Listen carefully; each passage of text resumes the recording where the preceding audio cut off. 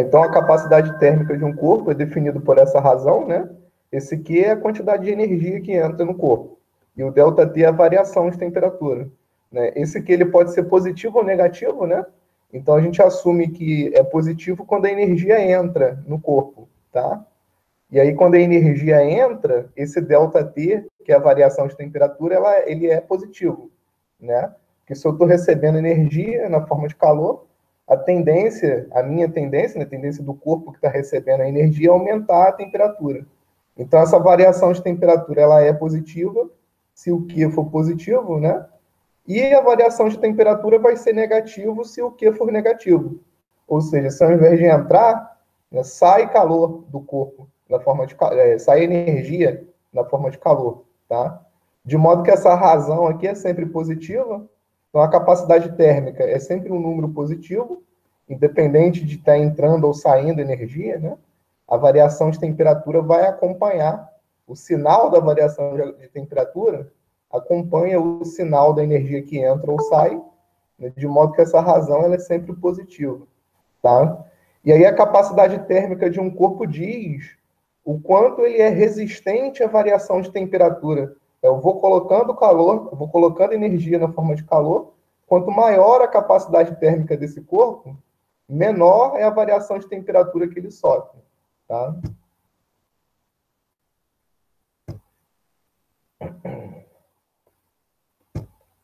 E aí essa capacidade térmica aqui, ela tem um inconveniente, né? Que é o fato de que ela não depende só do material de que é feito o corpo. Ela depende das dimensões do corpo também. Né? Basicamente, ela depende da massa do corpo.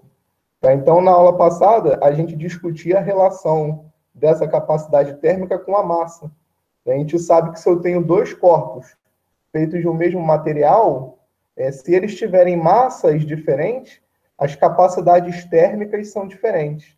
Né? Isso é um inconveniente para essa grandeza, porque com isso você não consegue tabelar, né? Você não consegue montar uma tabela ali com valores definidos de capacidade térmica, né? Porque depende das dimensões do corpo, tá? Então, o que tem de bom é que essa capacidade térmica depende da massa de forma diretamente proporcional, né? Ou seja, se eu tenho dois corpos feitos do mesmo material e um tem o dobro da capacidade térmica do outro, significa que esse que tem o dobro de capacidade térmica tem o dobro de massa, tá? Então, a partir dessa definição de capacidade térmica aqui, a gente foi levado aí a entender o que é o coeficiente de calor específico. Então, o coeficiente de calor específico é uma constante que, multiplicado pela massa, vai dar para você a capacidade térmica do corpo, tá vendo? E aí, a partir dessa expressão, a gente entende que essa capacidade térmica é diretamente proporcional à massa. Ó, se eu dobro a massa, como esse C é constante, né? Eu dobro a capacidade térmica, tá? Então, esse C minúsculo aqui, esse sim só depende do material, ele é o coeficiente de calor específico do material. Tá? E aí ele é bom porque consegue tabelar, né? A gente pode montar uma tabela com valores de coeficiente de calor específico, porque não depende de nada mais que não seja só o material, tá? Então, para cada material tem um valor Professora, para isso aqui. Então, eu vou aceitar aqui. Voltando toda hora, né? Eu perco o fio da meada, às vezes eu espero um pouco. antes de continuar, explica de novo aquela fórmula anterior que você apresentou. Eu tô com um pouquinho de dúvida nessa questão de energia. Aqui em cima? Aqui? Isso. No caso, essa expressão está mostrando para você a definição da capacidade térmica de um corpo, né? Então, esse Q, essa letra Q aqui no numerador, representa a troca de energia de um corpo com um meio externo. Tá? É troca de energia na forma de calor, né? Então, se entra calor num corpo, você vai ter uma variação de temperatura. Né? Em geral, você tem uma variação de temperatura, nem sempre isso acontece.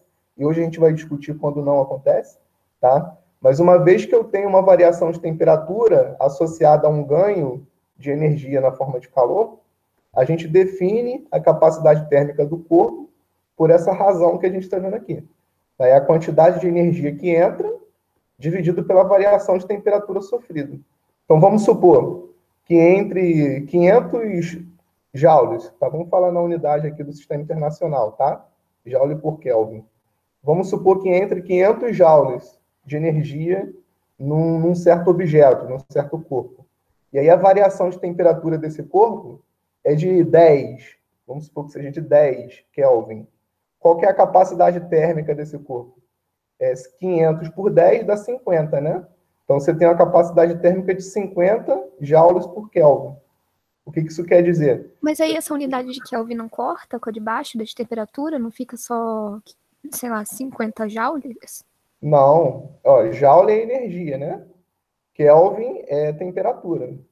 Então são duas unidades diferentes, certo? Aqui em cima você tem joule no Q, e aqui embaixo você tem Kelvin na temperatura. E Ah, aí tá. a Entendi. unidade do C é Kelvin, joule por Kelvin, Eu tá? tava confundindo. Muito obrigada. Essa é a unidade do Sistema Internacional. E não é a unidade que a gente usa com muita frequência. A gente usa com mais frequência essa unidade aqui, ó, caloria por grau Celsius, tá? Isso porque, como a gente está falando aqui de variação de temperatura, não tem problema da gente usar grau Celsius.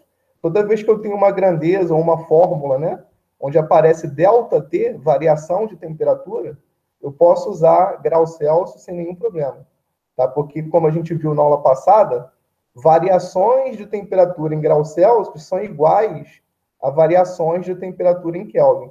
Tá? Então, se varia 10 Kelvin, isso é a mesma coisa que variar 10 graus Celsius. Tá? Então, toda vez que na minha fórmula, na minha expressão matemática aí da grandeza física, tiver lá ΔT, eu não preciso me preocupar com essa questão de ter que usar obrigatoriamente o Kelvin. Eu posso usar o grau Celsius sem problema nenhum. Por essa questão, né? Variações de temperatura em Kelvin são iguais a variações de temperatura em Celsius. É por construção dessa escala, né? Construíram a escala para isso acontecer, tá? E essa unidade de energia aqui também é uma unidade muito comum no estudo da calorimetria por razões históricas, tá? Então, uma caloria é uma quantidade de energia que, se você for passar para joule, é aproximadamente igual a 4,2 joule, tá? Então, isso foi o que a gente viu na aula passada, e daí eu estava falando dessa outra grandeza aqui, né? Que é o coeficiente de calor específico. Então, o coeficiente de calor específico ele é uma propriedade do material, não depende da massa, não depende das dimensões do objeto, e por isso a gente pode tabelar. E aí a relação entre a capacidade térmica e o calor específico é dado por essa expressão que a gente está vendo aqui. Tá? Você pega a massa do objeto, multiplica pelo calor específico, dá a capacidade térmica. Então, com isso, a unidade do calor específico, né, vai ser a própria unidade da capacidade térmica, joule por Kelvin, ou caloria por grau Celsius, dividido por uma unidade de massa, né? Dada essa definição que a gente está vendo do lado de cá. Tá, professor, eu de novo aqui com pergunta idiota. O C grande é qual e o C pequeno é qual? O C grande, aqui o C maiúsculo, é a capacidade térmica. É aquela grandeza que depende da massa, depende das dimensões do corpo, né? Não depende só do material. O calor específico, esse sim, é um número que só depende do material, está associado só ao material, tá? E aí, por essa definição que a gente está vendo aqui, né, o C maiúsculo é o C minúsculo vezes a massa. Por essa definição, a unidade do C minúsculo, do coeficiente de calor específico, só pode ser a unidade de capacidade térmica dividido pela unidade de massa, né? Por isso que é essa a unidade do calor específico. Joule por quilograma vezes Kelvin, tá vendo? Eu peguei a unidade joule por Kelvin e dividi por quilograma, que é a unidade de massa. Então, aqui está no SI, no Sistema Internacional, mas, como sempre, na calorimetria, a gente vai usar com frequência essa outra unidade, né? Onde aparece aqui ó, a energia, né, caloria, por grama, grau Celsius. Tá? Então, aqui entra a massa, entra aqui no grama. Tá ok? Então, isso foi o que a gente viu na aula passada. A gente fez um exercício aqui, né, discutiu esse exercício, onde a gente tinha uma certa quantidade de energia que entrava num determinado objeto, e a gente sabia qual é a variação de temperatura que esse objeto sofre, quando entra essa quantidade de energia aqui. E aí, com isso, a gente determinou a massa desse objeto, considerando que esse objeto é feito, né, de um material puro, que é a prata, e aí, dado que eu sei que o material é a prata, eu consigo ir lá na minha tabela, procurar aqui a prata, né, o segundo da lista, e aí eu sei qual é o valor do coeficiente de calor específico. Então, se eu tenho essas informações, né, a energia que entrou, a variação de temperatura e qual é o coeficiente de calor específico do material, com isso eu posso determinar a massa que esse objeto tem. Então, isso foi o que a gente fez na aula passada. E aí, no final da aula, a gente ia começar a discutir essa questão aqui, disso que a gente chama de calor sensível e calor latente, tá? Então, é o seguinte, o que a gente tem visto até agora, né, é que quando você tem uma troca de energia na forma de calor, essa troca de energia está associada, em geral, a uma variação de temperatura, né? Foi o que a gente discutiu até agora. Só que isso nem sempre acontece. Às vezes você coloca a energia na forma de calor num corpo e a temperatura dele não muda, tá? Ou então você retira a energia na forma de calor e a temperatura dele não muda. Né? Em que circunstância que isso acontece? Quando que você não tem variação de temperatura ao fazer o objeto, né, trocar energia na forma de calor com o meio externo. Né? Quando esse objeto está passando por uma mudança de fase, tá? Então, imagina, por exemplo, que você tem um bloco de gelo, né, a 0 graus Celsius. Esse bloco de gelo, ele está ali naquela temperatura que é o nível do mar, né? Ele começa a mudar de fase, a mudar de estado físico. Ele passa de sólido para líquido. Então, toda a energia que entra na forma de calor nesse objeto só vai fazer ele mudar de fase, mudar de estado físico. Não vai alterar a temperatura dele, tá? Então, com isso, a gente tem aí a definição de dois tipos de calor, né? Na verdade, isso aqui é só um nome, calor é calor, né? Independente do que aconteça, né? Se tem variação de temperatura ou não, né? A energia, a forma da energia é a mesma. Mas a gente chama de calor sensível aquele calor que está associado a uma variação de temperatura, tá? Foi isso tudo que a gente discutiu até aqui. Quando você coloca a energia, a temperatura muda, tá? Isso a gente chama de calor sensível. E o calor que está associado à mudança de estado físico, a gente chama de calor latente, tá? Essa palavra latente aqui, ela é o oposto, né? É o antônimo de patente, né? Patente é aquilo que está na cara, que a gente olha e vê, né? É uma coisa patente, é evidente. Né? Latente é o contrário, é aquilo que está por baixo dos panos, né? Por isso que esse calor aqui é chamado de calor latente, né? Porque ele entra no material, né, ou sai, e você não consegue perceber isso por medidas de temperatura, porque não tem variação de temperatura, tá? Então a gente chama esse calor de calor latente. Então existe aí, né, duas formas da gente interpretar o calor. Você tem o calor latente, que está associado a uma mudança de estado físico, consequentemente você não vai ter uma variação de temperatura, quando você tiver um processo de calor latente. E o calor sensível é o contrário, você não tem mudança de estado físico, então necessariamente você tem uma variação de temperatura, tá? Então, o latente é aquele quando está mudando, tipo assim, a água chega a 100 graus Celsius, enquanto ela não vira vapor, ela não muda a temperatura ali. Exatamente. Então, quando você tem a água evaporando, virando vapor, é a mesma coisa que acontece com o gelo, né? Aquela água, ela vai ter a temperatura fixa de 100 graus Celsius, enquanto aquela massa de água não mudar de fase por completo, a temperatura vai se manter em 100. A temperatura ela só vai voltar a aumentar se você continuar colocando energia ali na forma de calor e aquele corpo já tiver mudado de fase por completo. Tiver mudado de fase ele como um todo, né? Aí se você continua colocando energia ali, aí ele volta a aumentar. Tá? Então, quando aquele líquido vira vapor, ele vai virar vapor a 100 graus Celsius e a partir daí a temperatura dele pode voltar a subir. Né? 120, 130 e por aí vai. Tá bom? Então, esse é o calor latente. E aí você vê que na expressão que representa aqui o calor latente, você não tem variação de temperatura na fórmula, tá vendo? Não pode ter, né? Porque não existe variação de temperatura, tá? Então, esse L que a gente está vendo aqui nessa expressão é o que a gente chama de coeficiente de calor latente, né, que também depende do material, tá? E, logicamente, a quantidade de energia que você precisa colocar num corpo para fazer ele mudar de fase por completo, né, depende da massa. Se eu tenho, sei lá, 100 gramas de gelo, a energia que eu preciso para derreter esses 100 gramas de gelo é menos do que se eu tiver 1 quilo de gelo, né? Então, a massa tem que entrar aqui nessa expressão, nessa conta, tá? Então, o que essa expressão está dizendo para a gente? Ó, a energia que você precisa para derreter uma massa M de um objeto qualquer, né? Derreter ou fazer mudar de fase, né? Pode ser do líquido para o vapor também. Ou do vapor para o líquido, né? Se estiver perdendo energia, né? Então, essa energia vai ser a massa desse corpo multiplicado por esse coeficiente aí de calor latente, tá bom? E aí, se você for querer analisar a unidade desse L, é muito fácil, né? Isso aqui é energia. Então, energia medida em joule. A massa é quilograma.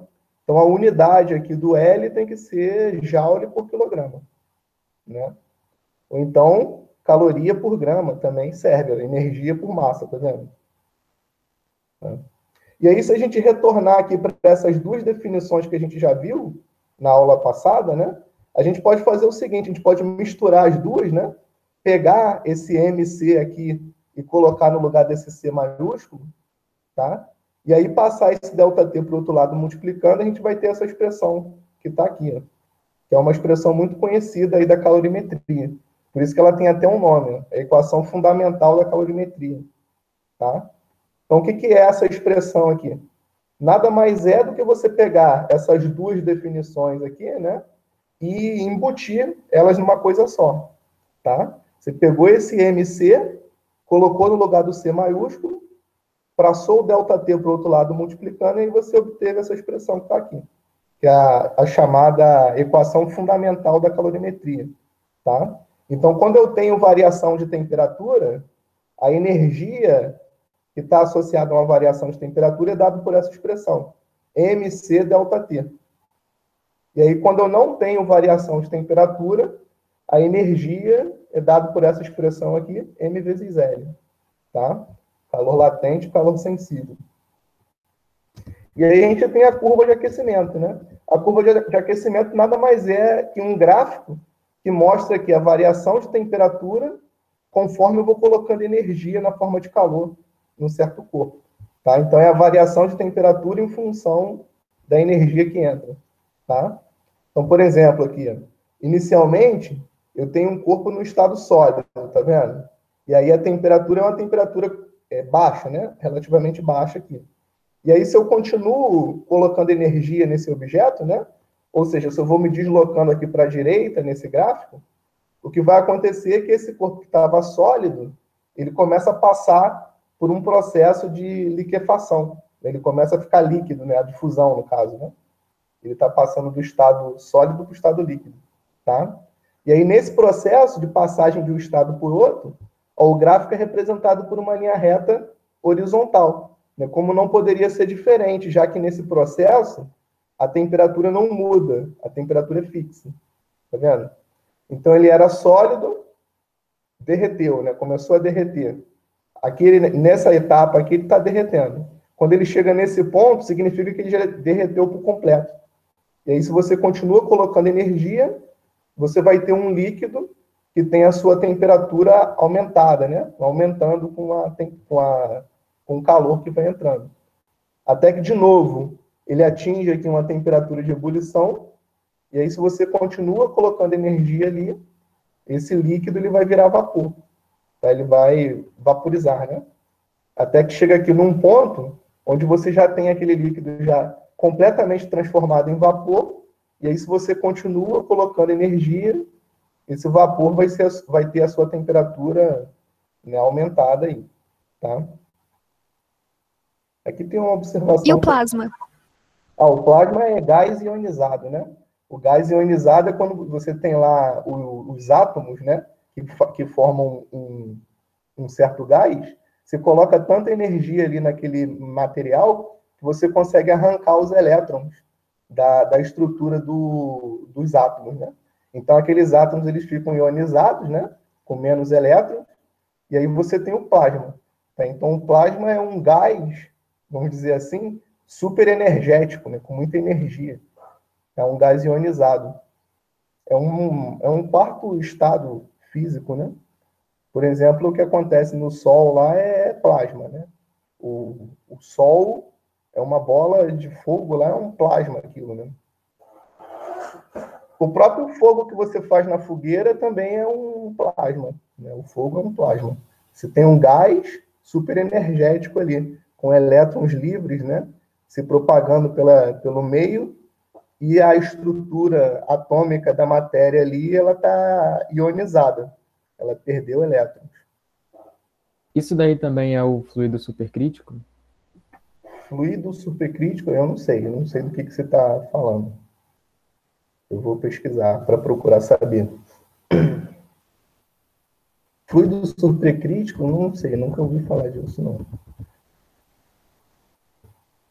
Aqui a gente tem um exemplo da aplicação desses conceitos que a gente está vendo aí, né, de calor latente, calor sensível, que é até um exemplo bem clássico, né? Assim, é o exemplo mais simples que a gente tem para discutir essa questão.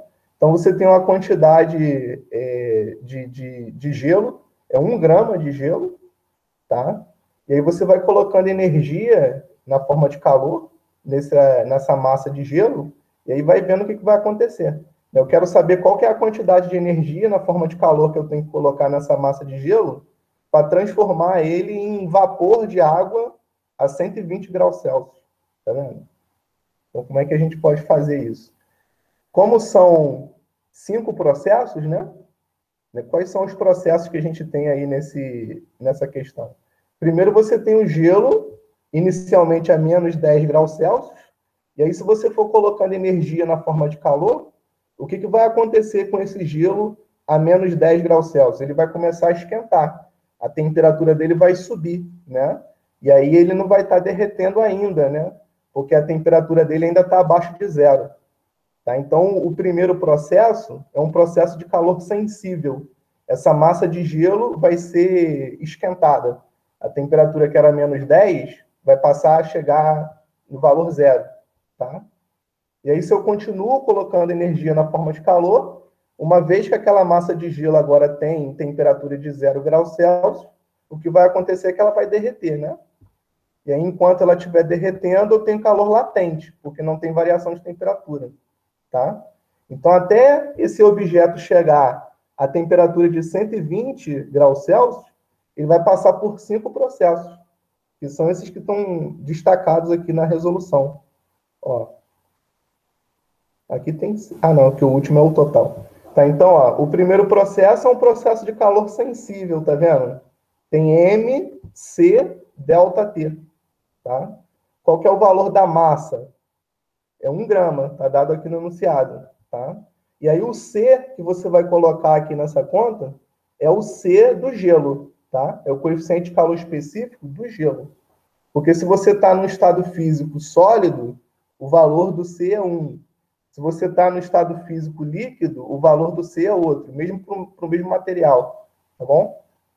Então, o coeficiente de calor específico do gelo é 0,5 caloria por grama grau Celsius, tá? Então, você vai substituindo os valores, né? Então, nesse primeiro processo, você vai encontrar aí 5 calorias, tá? Ou seja, para você pegar essa massa de gelo a menos 10 e transformar numa massa de gelo a 0, você precisa de 5 calorias. E aí agora você vai partir para o segundo processo, né? Qual que é o segundo processo? É um processo de calor latente, né? O calor latente de fusão. Então você vai pegar essa massa de gelo e vai derreter, tá? Então a massa é 1 grama, o coeficiente de calor latente aqui está dado, né? 80 calorias por grama, tá?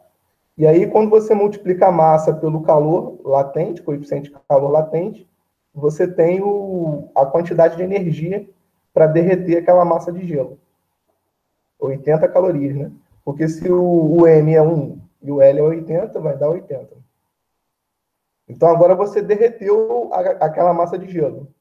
tá? Aí o terceiro processo volta a ser um processo de calor sensível, né? A temperatura volta a aumentar, tá? Então agora você tem uma massa de água líquida, né? A 0 graus Celsius. Você vai esquentar essa massa até 100 graus Celsius, tá? Então ΔT aqui, nesse processo, é de 100, né? A temperatura final é 100, a temperatura inicial é 0. Ali naquele primeiro processo era 10, porque a temperatura final é 0 e a temperatura inicial é menos 10. Tá? Então, nesse terceiro processo, a quantidade de energia que você vai precisar é de 100 calorias, tá?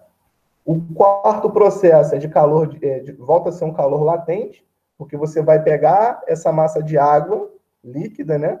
E vai transformar isso em vapor, tá? E aí o coeficiente de calor latente de vapor, ó, é diferente do coeficiente de calor latente de fusão. Isso é uma coisa que a gente tem que tomar cuidado na hora de fazer as contas, tá? O coeficiente de calor latente de vapor é 500 calorias por grama. O de fusão é 80, então você vê que é uma diferença considerável, né? Então, nesse quarto processo aqui, você vai precisar de 540 calorias. E no último processo, que é um processo de calor sensível novamente, você vai pegar o vapor de água a 100 graus Celsius e elevar a temperatura disso até 120. Então, você vai gastar aí 10 calorias, tá? O total é o que você gastou nos 5 processos, é a soma de tudo isso, né? Dá 735, tá? Você pode representar esse processo todo em uma curva de aquecimento tipo essa, tá?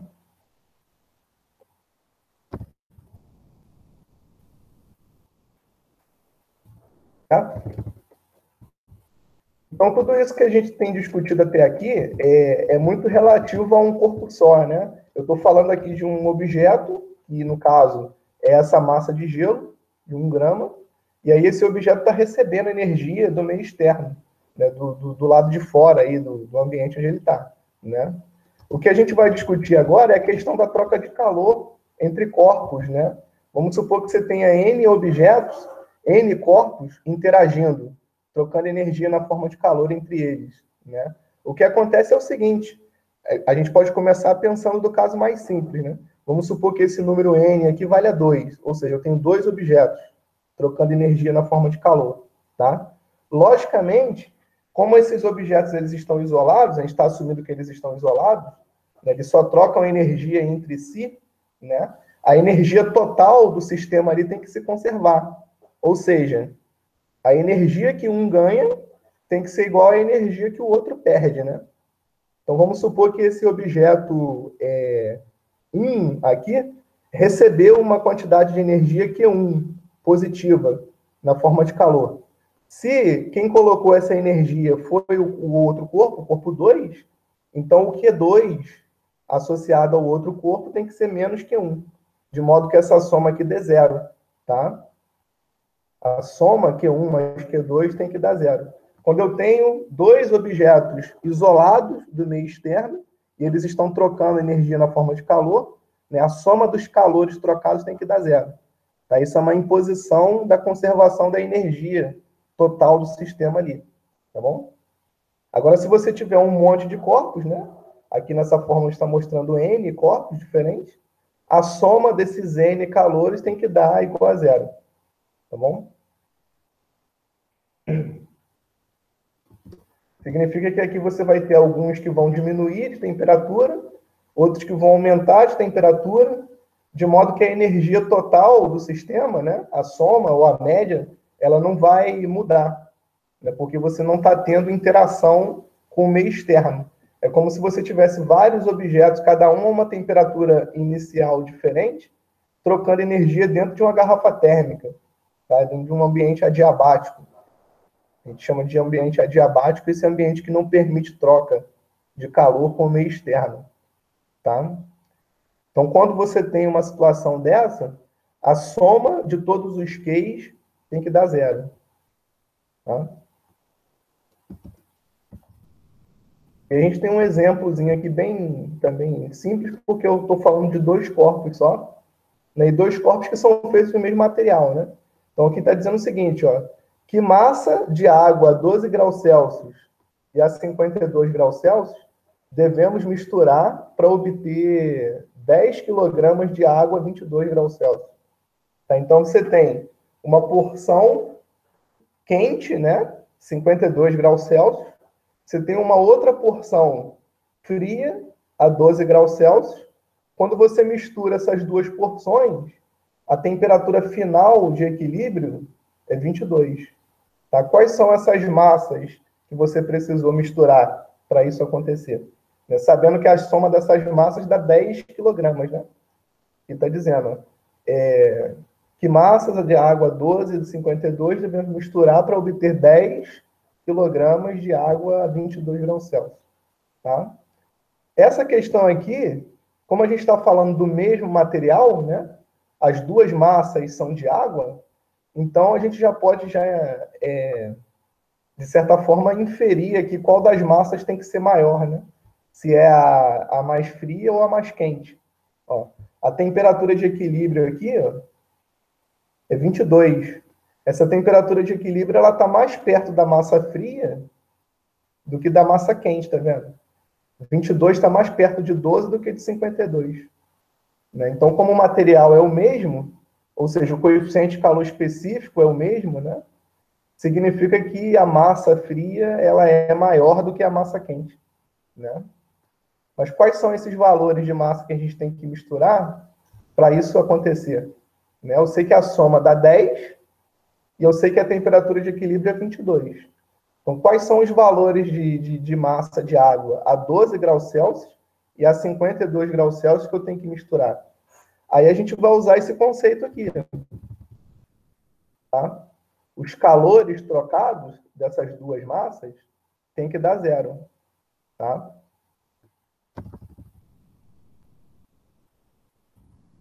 Então, aqui, ó, Q1 mais Q2 tem que dar zero. Tá? Então, a gente vai chamar de M minúsculo a massa de água fria, tá? E aí, a massa de água quente tem que ser esse M maiúsculo aqui, necessariamente igual a 10 a menos 4, aliás, 10 a 4 menos M, né?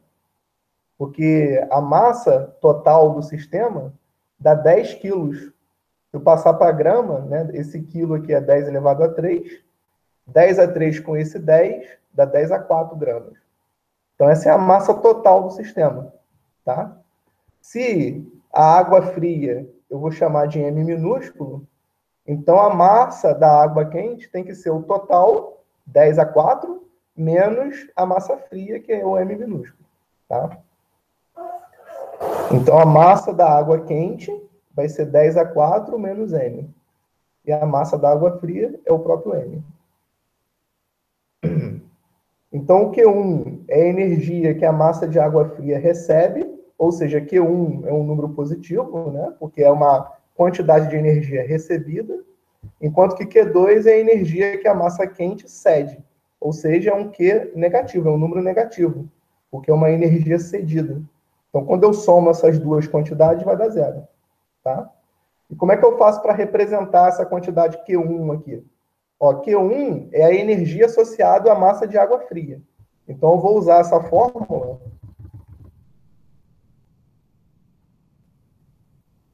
Essa fórmula aqui, tá? Considerando as informações da massa de água fria. Tá? Então, esse M é esse M minúsculo que a gente está buscando. O coeficiente de calor específico é o coeficiente de calor específico da água. E o ΔT a gente tem que tomar cuidado para usar o ΔT adequado, que é o ΔT correspondente à massa de água fria. Tá? Então, o Q1, ó, MC vezes o ΔT adequado. Como eu estou aqui na massa fria, né, qual que é a temperatura final da massa? É 22, né? Essa é a temperatura de equilíbrio. E qual que é a temperatura inicial da massa de água fria? É 12. Então, esse é o número que tem que entrar aqui. Tá? 22 menos 12. Esse é o ΔT, associado ao Q1, né? A energia recebida pela massa de água fria. Tá bom? Aí você vê que esse número aqui é um número positivo mesmo. O ΔT é positivo, né? 22 menos 12 dá 10. Então, aqui eu tenho 10M. Isso só pode ser um número positivo. Tá? E aí isso tem que estar somado ao Q2. O Q2 é a energia associada à massa quente, tá? Então, o M que vai entrar aqui é o M da massa quente. E como a gente já discutiu aí em cima, tem que ser 10 a 4 menos M, né? Então, esse primeiro fator aqui é a massa, tá? O coeficiente de calor específico continua sendo o mesmo, porque eu tenho o mesmo material, tá vendo? 0,1. E aqui está a variação de temperatura. Ó, a temperatura de equilíbrio é 22. A temperatura inicial é 52. Então, você vê que esse número aqui realmente é um número negativo. E aqui tem um ΔT negativo, menos 30. Tá? Então, daqui vai dar um menos 30, né? Menos 30 vezes 1 dá menos 30. Aí você pega esse número e coloca ele dentro do parênteses, aqui fazendo a distributiva, né? Então, daqui vai dar um 10M, tá? Desse primeiro termo dá um 10M, o 10M está aqui. Tá? E aqui a gente está vendo nessa conta, menos 30 vezes 10 a 4. Da onde que vem esse menos 30 vezes 10 a 4? Vem de você pegar esse menos 30 que sai daqui e multiplicar dentro desse parênteses por esse 10 a 4 que está aqui. Então, vai dar um menos 30 vezes 10 a 4. E o outro termo dessa soma é 30M, né? Da onde que vem esse 30M? Vem de você pegar esse menos 30 daqui e multiplicar por esse menos M que está dentro do parênteses. Então, aparece um 30M positivo aqui dentro dessa soma. Tudo isso somado tem que dar zero, né? Então, se você somar 30 com 10, dá 40. Então, eu tenho que 40M é igual a 30 vezes 10 a 4. Tá? Então, quando você passa esse 40 para cá dividindo, 3 dividido por 4 é 0,75. Então, essa é a massa que você tem. 0,75 vezes 10 a 4 gramas, que é a mesma coisa que 7,5 kg, né? Então, essa é a quantidade de água fria a 12 graus Celsius que você precisou usar. 7,5 kg. Consequentemente, a massa de água quente vai ser 10 quilos menos esse valor, né? Porque o total tem que dar 10 quilos. Então, se a massa frio é 7,5, a massa quente tem que ser 2,5. Tá? Então, como a gente já tinha visto desde o início, a massa de água fria ela é maior do que a massa de água quente, né? A gente pôde inferir isso desde o início porque a gente já percebeu que a temperatura de equilíbrio aqui, ó, 22 graus Celsius, está mais perto da temperatura baixa, que é 12 graus Celsius, do que da temperatura alta, 52. Tá? Então, como o material que estão trocando energia é o mesmo, necessariamente essa massa fria ela precisava ser maior do que a massa quente, né? Certo? Então, essa é uma questão aqui onde a gente entende como é que se usa essa fórmula, né? Essa regra. A soma dos calores tem que dar zero. Os calores trocados tem que dar zero. Isso é uma lei de conservação de energia do sistema. Tá? Como eu não tenho energia entrando nem saindo desse sistema, formado pelos corpos que estão interagindo, então a troca da energia entre eles tem que dar zero. A soma, né, dessas energias trocadas tem que dar zero.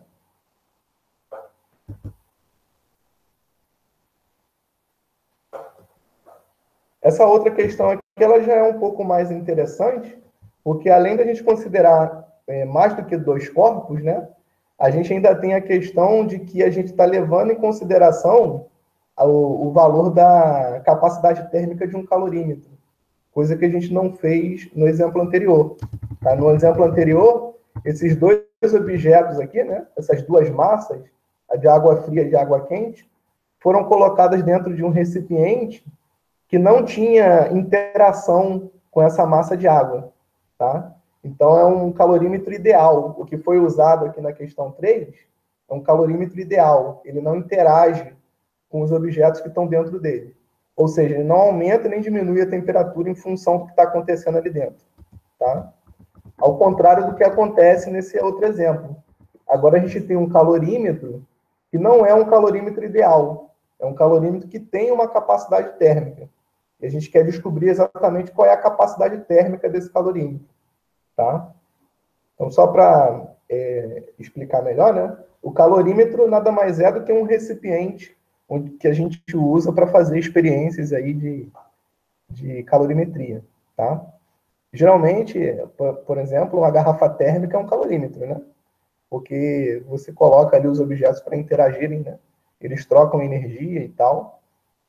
A gente chama de calorímetro ideal aquele calorímetro que não vai trocar energia com os objetos que estão lá dentro, tá? Agora, um calorímetro não ideal, ele pode trocar, ele aumenta ou diminui a temperatura em função do que acontece ali, tá? Então, esse exemplo diz o seguinte: você tem um calorímetro que contém 200 ml de água, tá? E o conjunto está a temperatura de 20 graus Celsius. Então, inicialmente, você tem em equilíbrio térmico o calorímetro, né?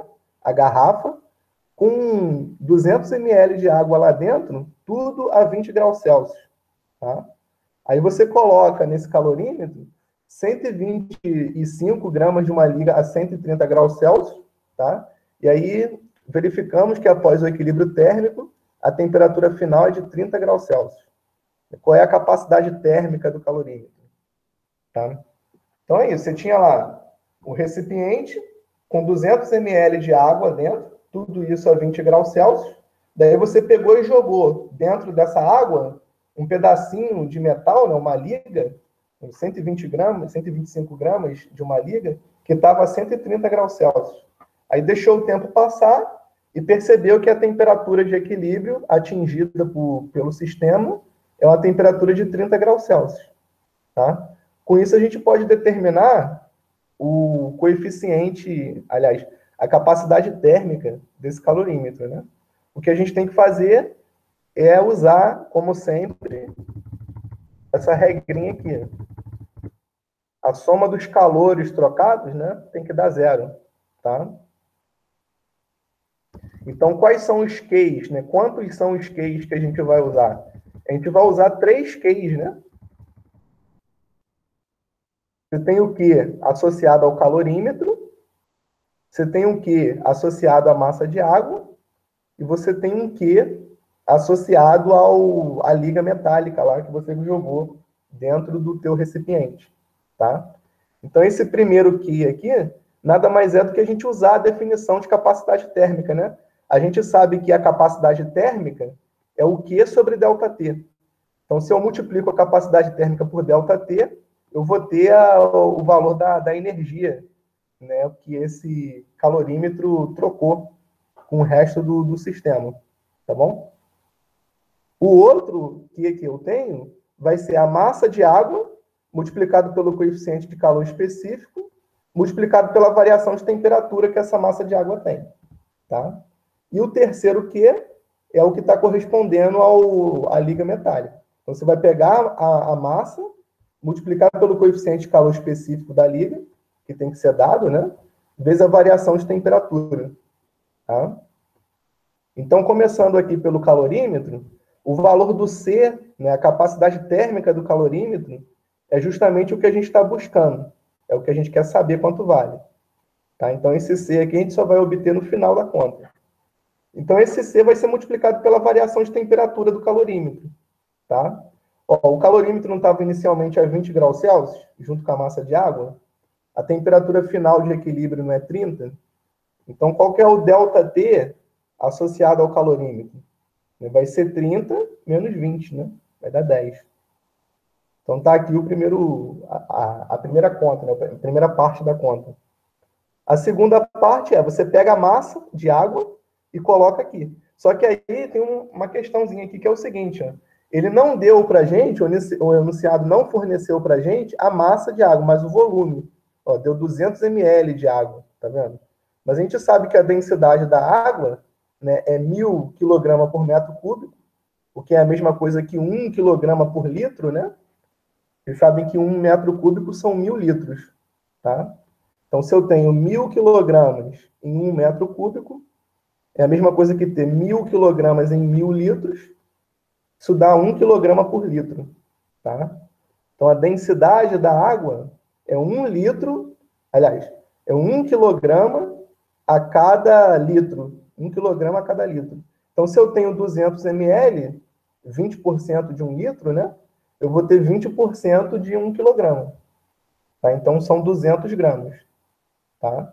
Então, se eu tenho 200 ml de água, significa que eu tenho 200 gramas de água, né? Que é o que está aqui, tá? E aí, o próximo valor que a gente tem que substituir é o coeficiente de calor específico da água, tá?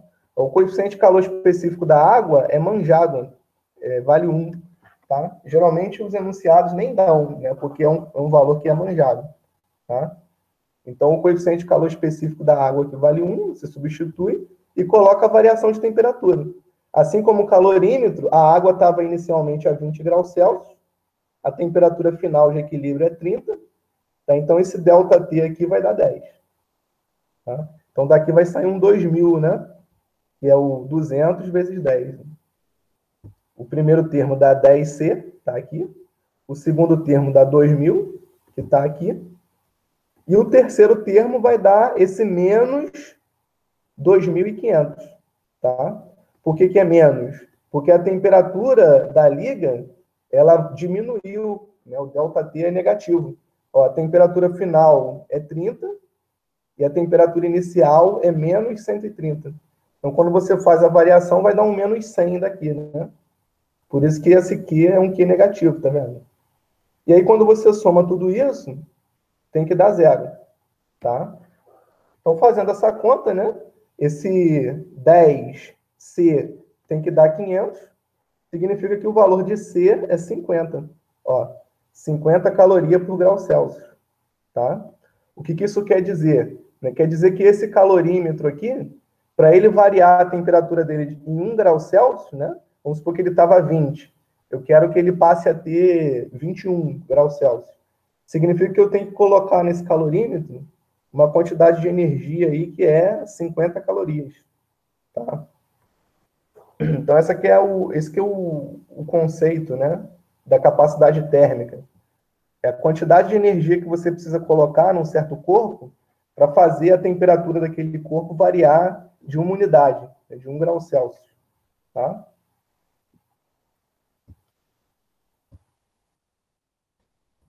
Aqui tem um terceiro exemplo, e esse eu vou deixar para vocês lerem aí. De repente, na aula que vem, a gente discute ele, né? É o seguinte, ó, você tem um calorímetro de capacidade térmica de 50 calorias por grau Celsius, então deve ser o mesmo calorímetro que a gente acabou de usar aqui no exemplo anterior, né? E aí esse calorímetro contém 520 gramas de gelo a 0 graus Celsius, tá vendo? Qualquer energia que eu coloco nesse gelo vai fazer ele começar a derreter, né? E aí injeta-se no calorímetro vapor de água a 120 graus Celsius, tá? Na quantidade necessária e suficiente para fundir totalmente o gelo, tá? A massa de água em gramas, né, que forma no interior do calorímetro vale. Então, esse necessário e suficiente aqui está dando uma informação de qual que é a temperatura de equilíbrio, tá? Ó, inicialmente, a massa de gelo estava a 0 graus Celsius, tá vendo? E aí você colocou naquele recipiente um vapor de água em quantidade necessária e suficiente para fundir totalmente o gelo. Ou seja, ele vai derreter, mas a temperatura final de equilíbrio continua sendo 0 graus Celsius.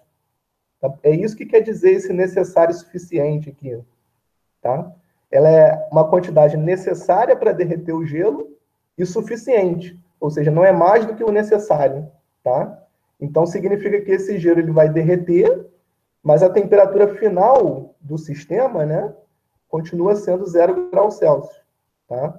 E aí o que se pede é para a gente determinar qual é a massa de vapor que eu tenho que colocar para isso acontecer, né, basicamente. Porque ele quer saber a massa total, mas a massa do gelo é dada, é 520 gramas, né? Então, se eu determino qual é a quantidade de vapor de água que eu coloco, eu sei qual que é a massa total de água que eu vou ter no final, né? É só somar a massa do gelo, que é dado, 520, com essa massa de vapor que eu vou encontrar nessa conta, tá? Então, a conta, ela está, bem dizer, feita aqui, só falta substituir os valores, né? E determinar a massa que é pedida aí, né? Que é essa massa M aqui, tá? Então, o que a gente tem nessa expressão?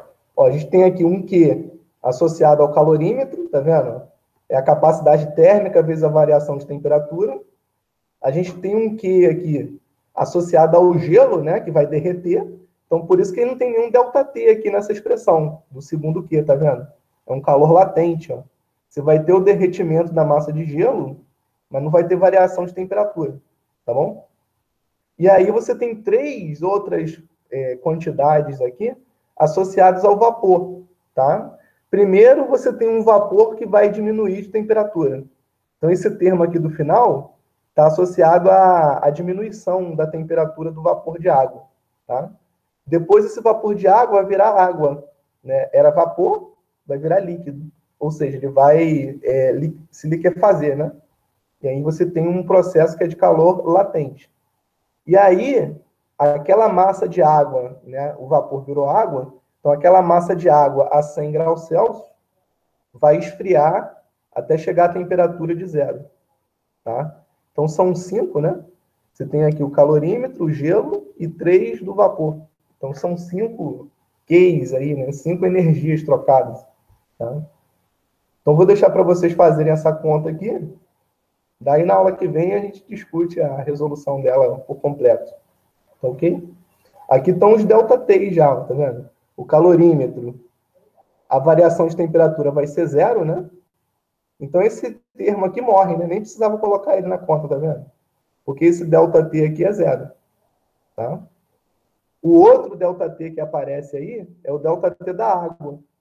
Tá? Então aquela massa de água a 100 graus Celsius vai resfriar, né? Até o valor de 0. Por isso que o ΔT é 0 menos 100, é menos 100 graus Celsius, tá vendo? E o vapor, né, como ele começa no valor de 120, então a temperatura vai diminuir até 100. Por isso que esse ΔT do vapor aqui, ó, é 100 menos 120. Tá? E aqui estão os dados, né? Ó, coeficiente de calor específico da água no estado líquido, né? Que nem precisava ser dado, porque é um valor manjado, tá? O coeficiente de calor específico do vapor, 0,5. Calor latente de fusão, né? Que é quando o gelo vira água, a água vira gelo. E o calor latente de vaporização, quando a água vira vapor e vice-versa, né? 540. Tá?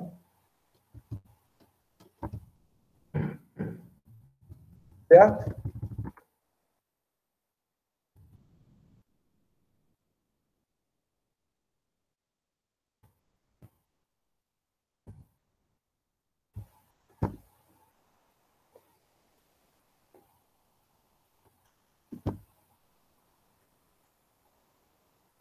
Alguma dúvida aí com relação a essas contas? O conceito é bem simples, né? Eu não salvei aqui, peraí.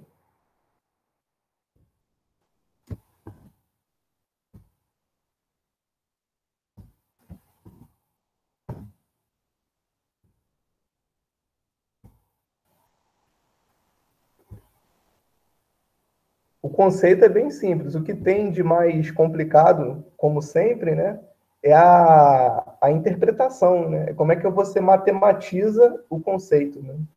É isso que dá mais trabalho e exige mais treinamento, né?